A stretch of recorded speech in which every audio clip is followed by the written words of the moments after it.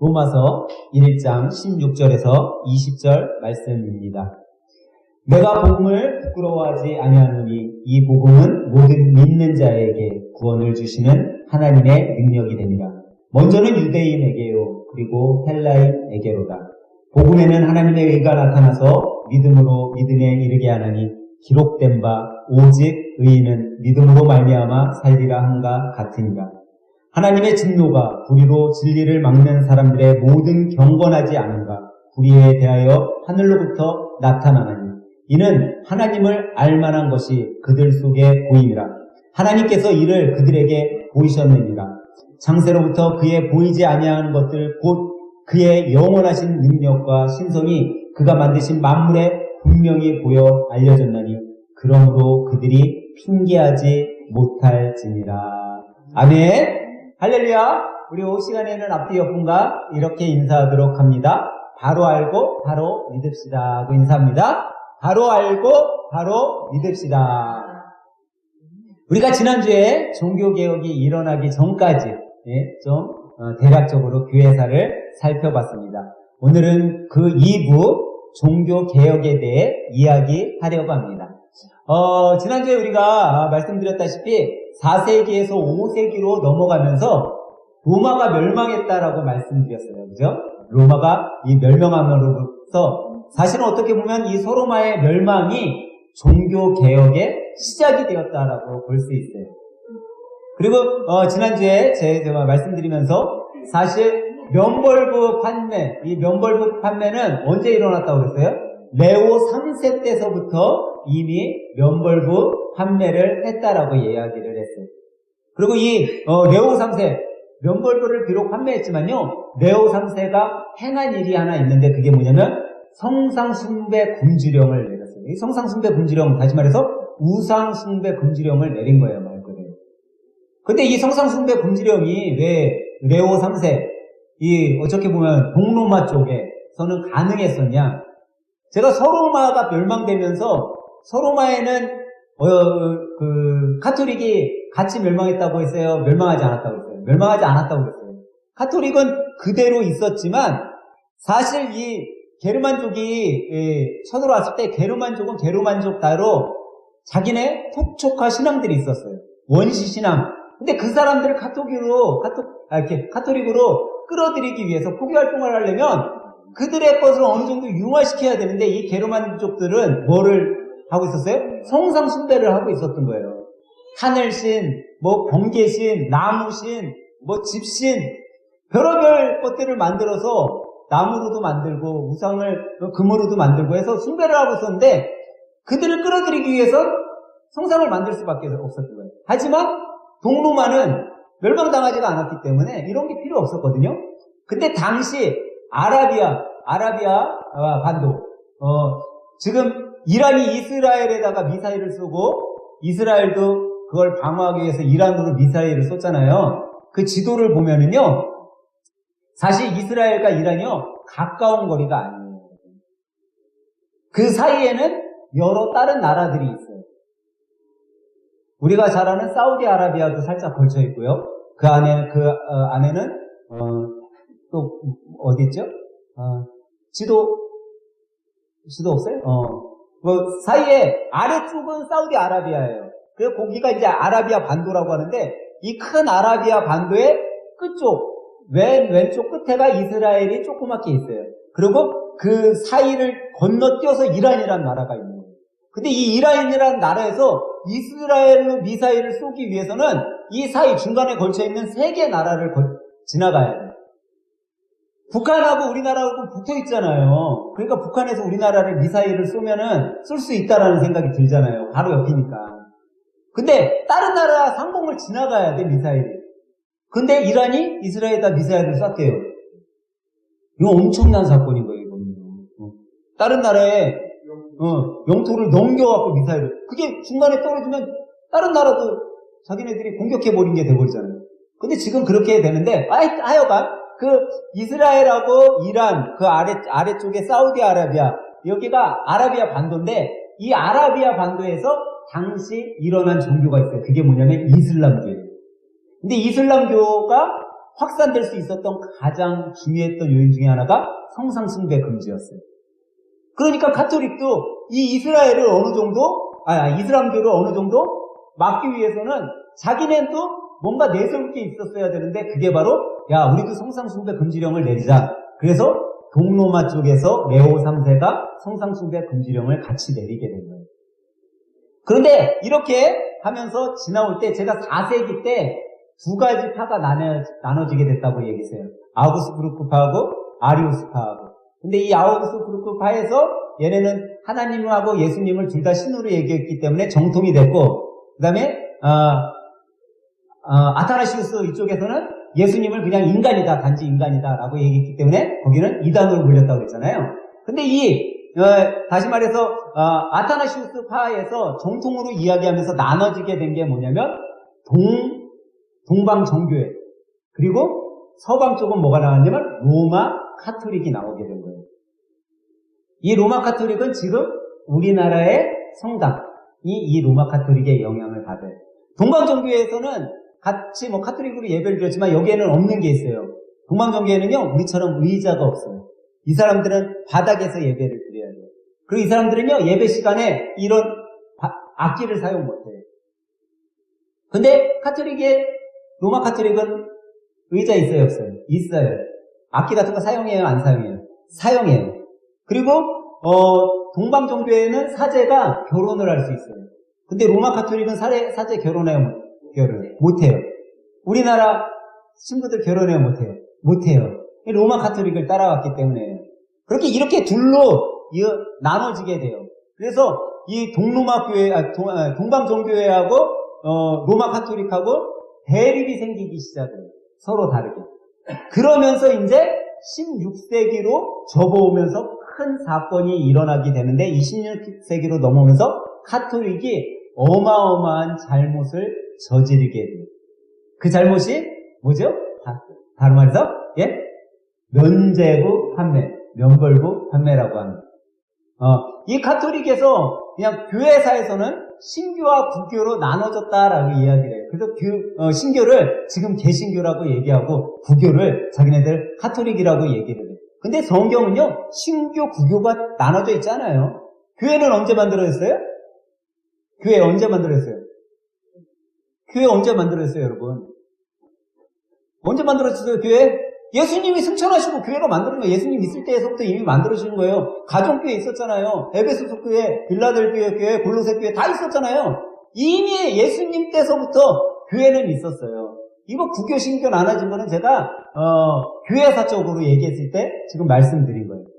그러고 난 다음에 카톨릭에서 어마어마한 잘못을 하게 되었는데, 그게 뭐냐면 바로 이제 면죄부라는 걸 판매하게 되는데, 이게 왜 면죄부를 판매하게 되냐? 당시 면벌부라고 판매는 언제서부터 했다고요? 레오 3세 때부터 이미 진행된 거예요. 근데 레오 10세가 면죄부를 판매하기 시작을 해요. 이 면벌부, 어떻게 보면 이 종교개혁 때는 면죄부라는 단어가 더 바람직하게 저는 느껴져요. 왜냐면 죄까지도 사해줄 수 있는 거예요. 근데 이 레오 10세가 왜 이 면죄부를 판매하게 되었냐? 레오 10세는요, 흥청망청 쓰는 사람이었어요. 어느 정도 흥청망청 쓰냐면요, 자기 취임식 때 궁전 앞에 옛날 군들은 분수들이 있잖아요. 그 분수에서 뭐가 흘러나오게 만든 사람인지 아세요? 포도주가 넘쳐나오게 할 정도로 국고를 마구마구 쓰기 시작해요. 그래서 이 레오 10세가 즉위했을 때 국고가 거의 바닥이 나요. 그런데 무슨 성전을 짓게 되죠? 성 베드로 성당. 이걸 증축해야 되는 거야. 근데 돈을 긁어모을 수가 없으니까, 뭐 좋은 방법 없어? 근데 이 사람이 어느 정도 돈을 많이 쓰는 사람이냐면, 자기를 위해 돈을 많이 쓰면 자기 왕관을 갖다가 지금으로 얘기하면 전당포에다 맡기고 그 돈을 받아서 쓰는 사람 정도예요. 그러니까 임금으로서 국가에 있는 국가 폐물을 갖다가 지가 갖다가 맡기고서 자기를 위해서 쓰는 사람이 있는 거예요. 근데 이제 성베드로 성당을 져야 되는데 돈이 없으니까 어떻게 해요? 돈을 모아야 되잖아요. 근데 여러분, 다단계 들어보셨어요? 다단계? 다단계가 언제 만들어졌냐? 바로 이때 만들어진 거예요. 이때 레오 10세가 이제 돈을 모아야 되는데, 그냥 만들 방법이 없으니까 이 레오 10세는 말 그대로 황제이면서 교황 역할을 자기가 다 한 거예요. 그러면 이제 돈을 모아야 드려야 되는데 여러분 기업의 회장이 직접 뛰어다니는 거 보셨어요? 아니잖아요. 그러면 뭐를 만들어요? 네. 조직을 만드는데 중간급들을 만들잖아요. 중간급들. 이 사람들이 지금으로 얘기하면 교황 정도 뭐라고 해야 돼요? 각 나라의 뭐 대한민국이면 대한민국 카톨릭의 수장, 뭐 무슨 경이라고 그러잖아요. 저 카톨릭에선 그런 경을 만든 거예요. 그리고 그 추기경들이 또 일을 하냐? 안 하잖아요. 그럼 누구예요? 사제들, 신부들을 또 시켜야 되잖아. 그러니까 지금으로 얘기하면 다단계를 만든 거예요, 얘네가. 제일 윗사람이 있고 중간계 있고 대리점을 만든 거예요. 그 대리점을 만들면 직접 실질적으로 물건은 누가 팔아? 대리점이 일을 하잖아요. 그게 말 그대로 이때 어떻게 보면 카톨릭이 그런 다단계를 만들어 놨어. 그래 놓고선 이 티첼이라는 한 사람이 있어요. 그 사람이 아주 다단계의 대리점으로서의 역할을 엄청 잘하게 된 거죠.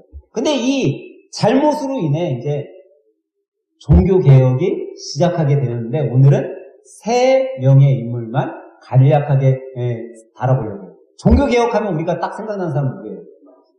루터예요, 루터. 이 루터는요, 신학자이지만 사실 이 루터는 가난한 농부의 아들로 태어나요. 근데 가난한 농부의 아들로 태어났는데 이 아버지가 광산업에 뛰어들었다가 어떻게 성공을 해요. 그래서 경제적 부를 갖게 돼요. 그러니까 이 가난하게 살았던 아빠가 돈이 많으니까 애 공부는 열심히 시킨 거예요. 당시 루터가 그래도 똑똑했었던 것 같아요. 그래서 좋은 학교를 보내요. 그래서 이 아버지는 루터가 법학을 공부해서 법관이 돼서 자기 집안을 좀 세워줬으면 좋았었던 거예요. 당시 이런 천민들이 올라갈 수 있는 방법은 다른 게 별로 없었어요. 귀족이 되기 위해서 가장 좋은 방법은 법 쪽에 일을 해가지고 얘가 성공하면 자기도 귀족 관열에 들 수 있을 거라 생각을 해서 법을 공부하기 원했어요. 근데 이 루터는요, 어려서부터 수원에서 자라면서 자기가 신부가 되어야 되겠다라는 마음을 갖고 있었던 친구예요. 근데 부모의 어떤 바람에 법학을 하게 됐죠. 근데 어느 날, 뭐 두 가지 설이 있어요. 루터가 친구하고 같이 들판을 가는데 벼락에 맞아서 친구가 죽는 모습을 보고 두렵게 된 거예요.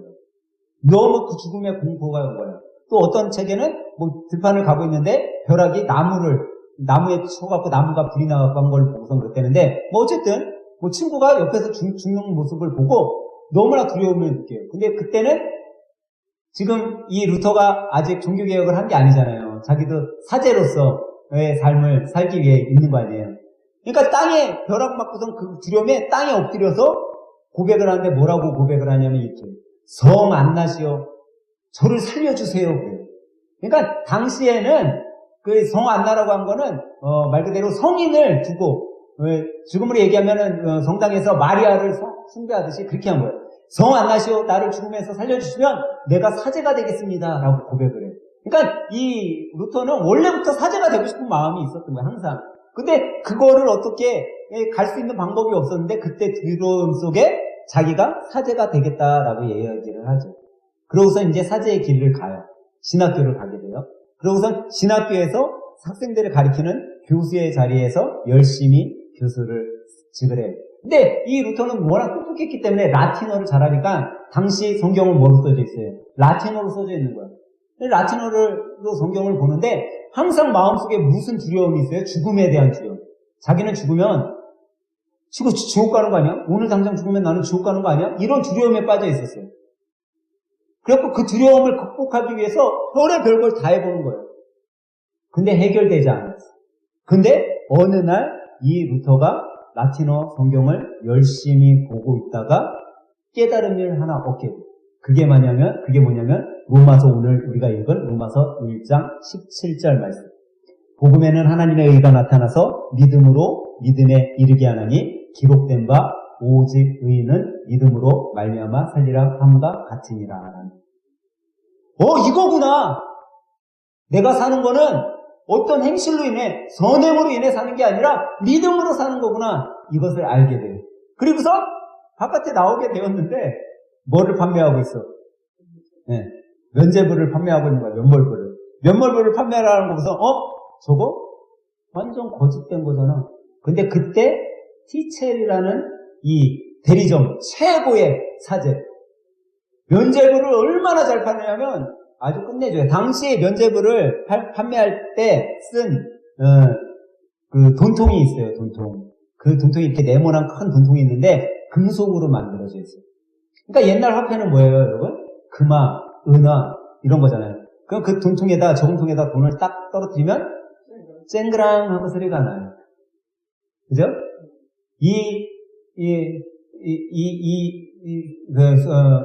수도사가 어느 정도 말을 언변이 좋냐면 이렇게 얘기해요. 여러분, 지금 연옥에서 울부짖고 계신 여러분의 부모님의 울음소리가 안 들립니까? 당신이 지금 이곳에 면제부를 사서 동전 한 잎을 여기에 떨어뜨릴 때 그 소리가 쨍그랑하고 떨어지는 순간 그 울부짖던 연옥에 계신 엄마 아빠가 천국으로 바로 직행합니다.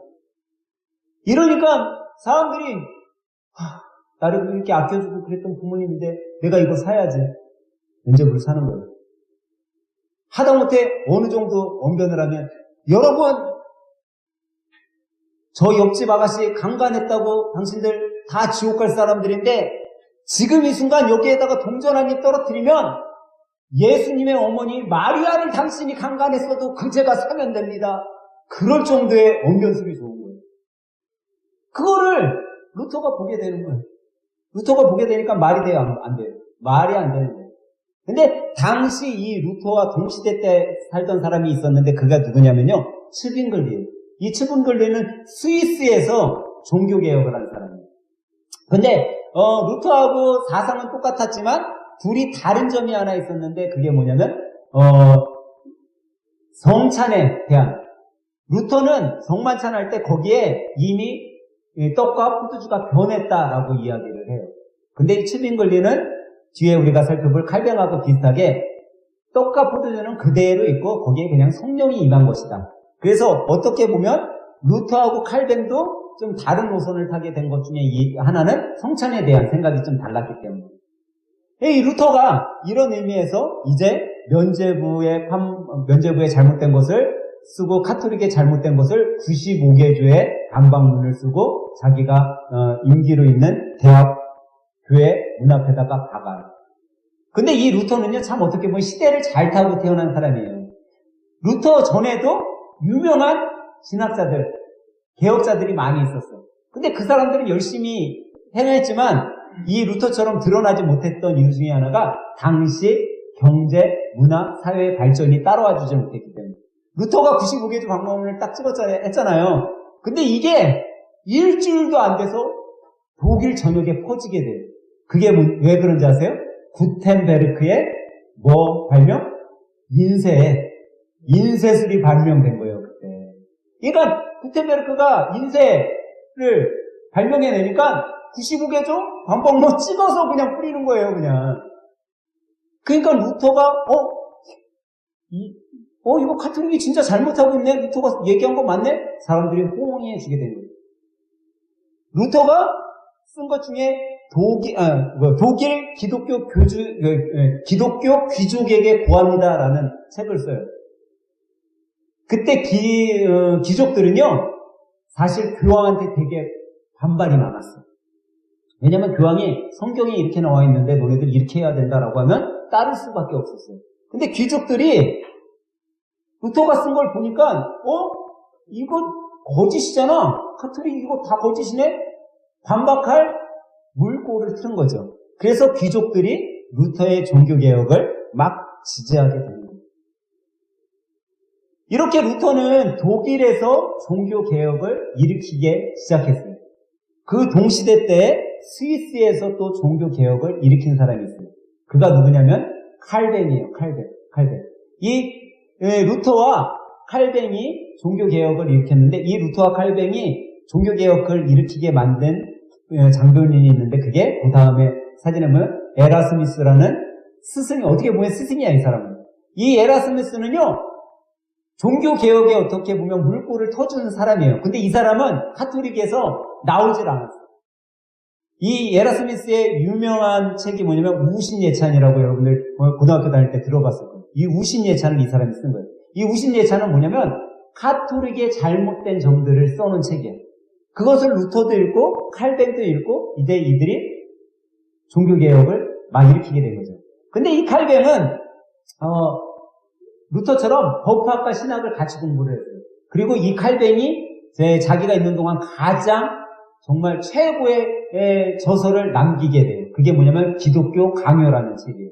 이 기독교 강요는 아주 신학을 체계적으로 잘 정리한 거예요. 조직신학, 교회학, 행정학 이런 것들을 아주 면밀되게 아주 잘 집필해 놓은 거예요. 근데 이 칼뱅은요 되게 소심했어. 완전 칼뱅은요 학자 같은 사람이에요. 그래서 조용한 곳에서 책이나 읽고 책이나 쓰고 그러면서 자기 인생을 끝내려고 하는 사람이 바로 칼뱅이에요. 이렇게 나와서 으쌰으쌰 종교개혁을 하고 이거 잘못됐습니다 이런 걸 할 사람이에요. 그래서 이 칼뱅이 스트라스부르라는 곳에 가서 조용히 지내려고 해요. 이 스트라스부르가 뭐냐면 접경지예요. 제네바하고 독일하고 그 사이에 접경지라서 좀 조용한, 지금 얘기하면 시골 동네야. 근데 여기에 가갖고 스트라스부르에 가갖고 조용하게 책을 읽고 여생을 마치려고 하는데 자기가 가려고 하는 곳에 막 개혁이 일어나니까 돌아가게 돼요. 돌아가게 돼서 갔던 곳이 바로 제네바예요. 이 제네바에 갔더니 제네바에 이미 기욤 파렐이라는 사람이 종교개혁을 하고 있어요. 이 기욤 파렐은 어떤 사람이냐면 머리는 좀 딸려요. 근데 불같은 가슴을 갖고 있는 거예요. 얘는 막 으쌰으쌰하고 막 이러는 거죠. 근데 그때 제네바에 누가 와요? 칼뱅이라는 사람이 말 그대로 숙소에 여인숙에 머물고 있다는 얘기를 들어요. 선생님 우리 제네바에 칼뱅이 왔습니다. 아니 그 기독교 강요를 저술한 그 칼뱅이 와 있단 말이야? 내가 만나러 가야지. 갔어요. 가갖고 제네바의 종교개혁을 좀 도와달라, 나를 도와달라 막 설득을 해요. 근데 이 칼뱅은 그런 거 하고 싶은 사람이 아니에요. 책이나 읽고 책이나 쓰고 그럴 사람인데 자기한테 막 강요를 하니까 싫다고 막 해요. 근데 칼뱅은 어떤 사람이라고 했어요? 소심해. 그러니까 이 기욤 파렐이 당신 똑바로 하면 나는 여기에서 참수시켜버린다? 막 이런 식으로 막 이 사람은 다혈질이니까 막 해버린 거예요. 그러니까 이 칼뱅이 어때요? 소심하니까 야 이거 잘못하면 나 여기서 당하겠는데? 예 알겠습니다. 같이 하겠습니다. 했어요. 그래서 제네바에서 종교개혁을 일으키려고 하는데 반대인 사람들의 걸림돌이 생기는 거예요. 그 사람들이 칼뱅을 쫓아내요. 그래서 칼뱅이 자기가 가고자 원했던 스트라스부르에 와서 책을 보면서 지내요. 거기서 결혼도 하고. 근데 제네바에서 이 기욤 파렐이 자기가 해야 되는데 자기는 머리가 딸리잖아. 그러니까 안 되니까 어쩔 수 없이 다시 칼뱅을 찾아와요. 해달라. 도와달라. 근데 칼뱅이 이미 거기서 겪어봤잖아, 한번. 가려고 하겠어요? 안 가려고 해서. 저는 안 갑니다. 저는 못합니다. 근데 칼뱅 어때요? 소심하다고 그랬잖아요. 또 어떻게 있겠어요, 기욤 파렐이? 너? 그래서 칼뱅이 그러면 조건이 있어요. 내가 해달라는 거 다 들어준다고 하면 제가 가겠습니다. 그래서 다 들어주기로 하고 칼뱅을 데리고 가요. 그래서 칼뱅이 제네바에서 이 기욤 파렐과 종교개혁을 일으키면서 제네바 아카데미도 설립해요. 이 제네바 아카데미가 당시 얼마나 엘리트들만 오는 학교였냐면 먼 타 지역에 있는 수도사들이 될 사람들이 이 제네바 아카데미에 와서 공부할 정도. 그렇게 수준 높은 학교로 만들어 놨어요. 근데 칼뱅의 실수가 하나 있었는데 그게 뭐냐면 볼색을 추방하고 세르베투스라는 사람을 화형시켜서 죽이는 사건이에요. 그게 자기 인생에서 제일 잘못된 거죠. 성경을 자기가 앞만 봐도 사람을 살리는 일을 해야지 죽이는 일을 하면 안 돼요. 근데 화형을 어쩔 수 없이 화형시켜서 죽인 건데도 자기가 가장 큰 실수라고 하죠. 그러면서 스위스에서는 칼뱅이 이제 종교개혁을 일으켜요. 그러면서 칼뱅이 주장한 구원설, 뭐죠? 예정론을 주장을 해요. 오늘 예정론까지만 하고선 다음에 기회가 있을 때 한 가지 더 하도록 할게요. 예정론은 뭐냐면 사람이 태어나서 죽을 때까지 하나님이 모든 것을 예정해 놨다라는 거예요. 이 예정론을 딱 발표하고 나니까 사람들이 무슨 생각을 하면 그래? 나 어차피 구원받은 사람이야. 나 대충 살아도 돼. 나 멋대로 살아도 돼. 그랬어요. 거기에 칼뱅이 이야기를 예정받은 사람들의 삶은 항상 따라오는 증거가 있습니다. 그 증거는 당신의 삶이 성공했느냐 실패했느냐에 따라서 보여줄 수 있습니다. 여러분이 하나님께서 여러분에 맡겨주신 그 직업에 여러분들이 성공했다면 여러분은 예정된 사람이고 실패했다면 여러분들은 예정된 사람이 아닙니다. 라는 이야기를 해줘. 그러니까 사람들이 어떻게 살겠어요? 열심히 살겠어요? 대충 살겠어요? 자기가 구원받은 예정대로 해야 되니까 죽어라 사는 거, 열심히 사는 거 아주 열심히 아주 죽어라 사는 거죠. 그 사람들이 칼빈파라고 부른 사람들이 뭐라고 불렸냐면 위그노라고 불려져 있었어요. 근데 이 위그노들이 이 제네바에서 잘 지내고 이제 이 스위스에서 잘 있게 프랑스에서 잘 있게 됐어야 되는데 위그노 청년이라는 걸로 인해서 어떻게 되냐면 스위스로 넘어가게 돼요. 여러분 시계 명품 시계 하면 어디가 알아줘요? 명품 시계 스위스죠. 사실 이 사람들이 어디 사람들이냐? 프랑스 사람들이에요. 근데 쫓겨난 종교의 자료를 찾아서 스위스로 넘어간 거예요. 이 사람들은 어떤 사람들이야? 자기 직업에 최선을 다하는 사람들이에요. 그러니까 이 사람들이 스위스로 가서 스위스에서 종교 생활하면서 자기 직업들 열심히 하다 보니까 사실은 이런 시계를 만드는 것까지도 어떻게 보면 그런 종교 개혁으로 인해서 프랑스의 스위스로 넘어가게 된 사건이 돼버린 거예요. 그 정도로 열심히 사는 사람들이 됐어요. 근데 이 스위스의 종교 개혁이 그래서 칼뱅에 의해서 스위스서부터 번져나가기 시작했죠. 그리고 오늘 마지막 종교 개혁이 세 번째 누구예요? 칼뱅하고 루터하고는 전혀 다르게 종교 개혁을 일으킨 사람, 영국의 헨리 8세. 그래서 종교 개혁은 그게 어디에서 일어났어요? 독일, 스위스, 그다음에 영국의 헨리 8세는 루터하고요. 칼뱅하고 전혀 다른 종교 개혁을 일으킨 사람이에요. 이 사람 왜 종교 개혁을 일으켰어요? 이혼하고 싶어서. 종교 개혁을 이혼하고 싶어서 한 사람이에요. 왜냐면 이 헨리 8세는 형 아서가 있는데 이 형이 일찍 죽게 돼요. 일찍 죽음으로써 자기하고 형의 아내하고 결혼을 시킨 거야. 근데 이 형의 아내가 마음에 들지 않아요. 오히려 형의 아내의 몸종이었던 캐덜린, 이 여자가 더 마음에 드는 거예요. 이 캐덜린하고 결혼을 해야 되는데 캐덜린하고 결혼하려면 형의 아내였던 이 지금의 황후하고 이혼을 해야 돼. 근데